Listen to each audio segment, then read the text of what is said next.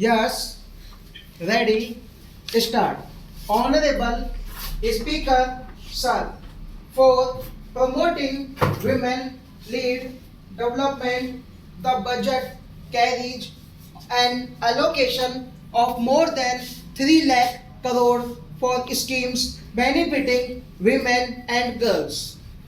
This signals our government's commitment for enhancing women's role in economic development.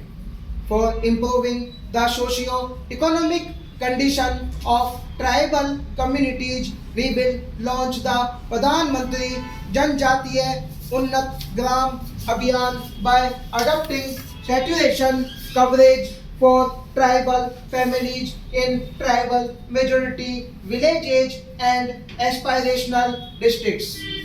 This will cover 63,000 villages benefiting 5 crore tribal people. More than 100 branches of India Post Payment Bank will be set up in the northeast region to expand the banking services. This year I have made a provision of rupees 3 lakh crore for rural development including rural infrastructure.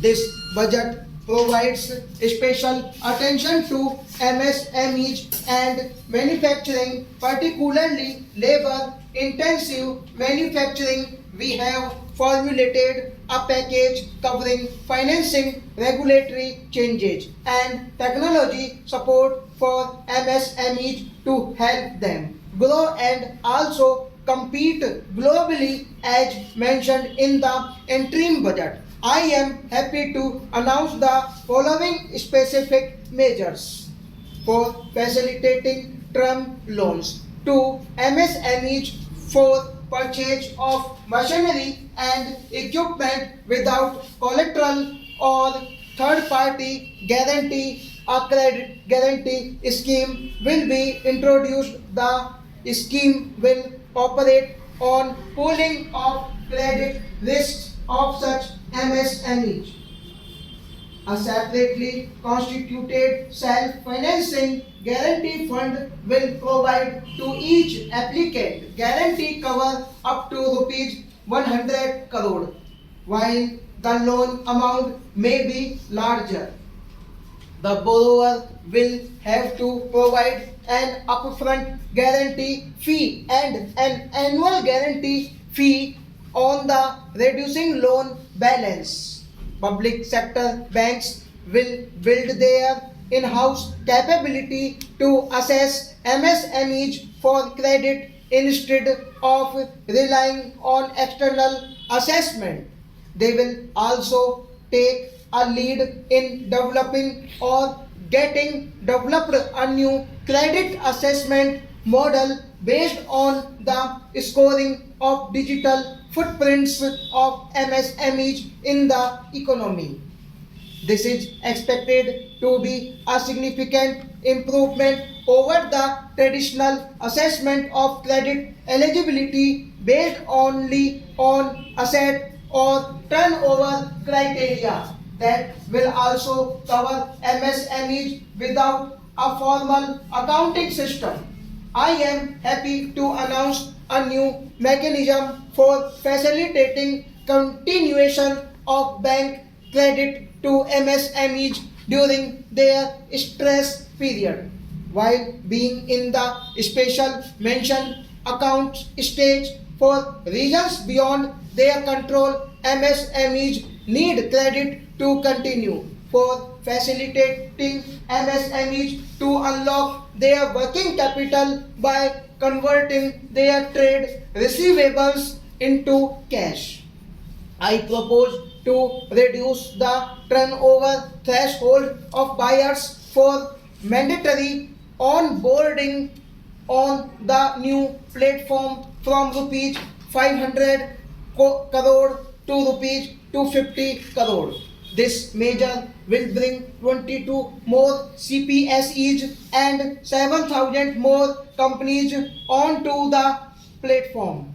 Medium enterprises will also be included in the scope of the suppliers SIDBI. will open new branches to expand its reach to serve all major MSME clusters within 3 years and provide direct credit to them. With the opening of 24 such branches this year, the service coverage will expand to 160 out of 240 major clusters. Financial support for setting up of 50 multi-product food units in the MSME sector will be provided. Setting up of 100 food quality and safety testing labs with naval accreditation will be facilitated